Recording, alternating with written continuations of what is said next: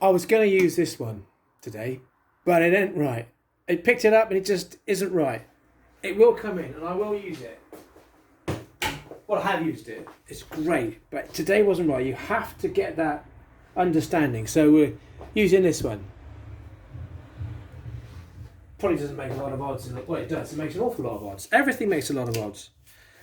I was pruning a lilac today, which was good. I love pruning, and I was discussing how you take out the how you look at the tree or look at the bush.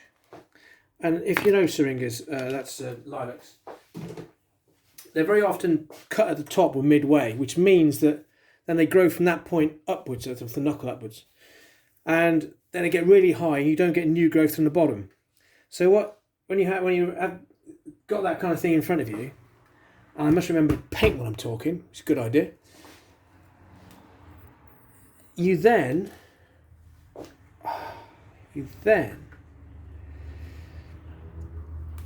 have to decide which branches to take out, and you take out each branch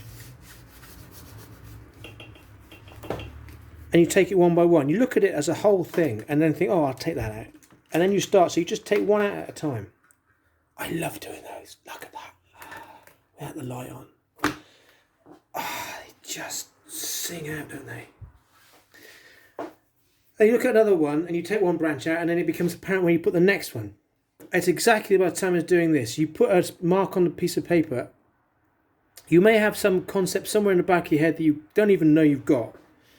And you put a mark on the paper, and then you have to decide what you're going to add on. So it's like pruning the lilac today is the reverse of doing this, because you're taking something off the tree and then deciding where to put it. And if you do that correctly, when you come to the end of it, the whole thing looks right. Same as this. You put that on and then decide what you're going to do. If you have a preconceived idea that you're going to put, I don't know, do something and do something else, then you're not taking advantage of what you've done, and also what the paints and the fluidity of whatever you're using, medium you're using, have given you. It's external to the force of your muscles. I do like these white pieces coming out. However,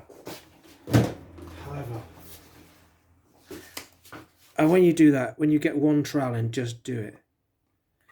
If you're going to do the whole painting as one stroke as well, make sure you charge. If that's your intention, make sure you charge the trowel massively. When I do it with the big one, and you put an awful lot of paint on. You have to, because you've got dimples and dumples and stuff and irregularities in the board. And you might not have those. I have, because there's a lot of years worth of paint on there.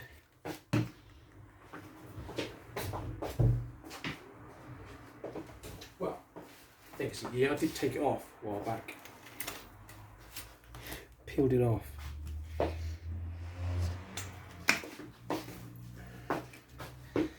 I want to do that? No, I don't want to do it. I did that yesterday. Got the right one. I don't want to do that anyway. On the yellow. Yeah, do charge it a lot, because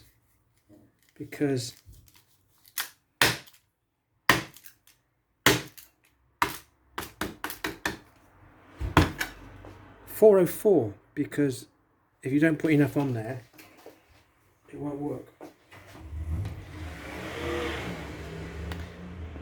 You will miss little bits. Still haven't got that yellow sorted out.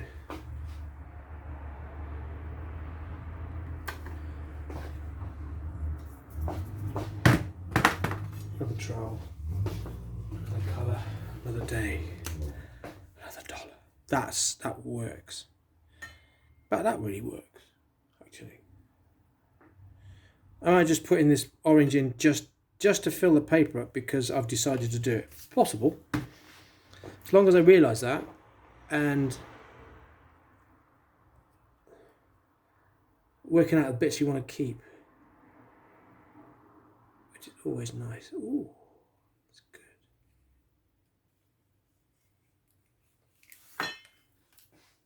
Yeah, I think we'll take that as it is. It's good.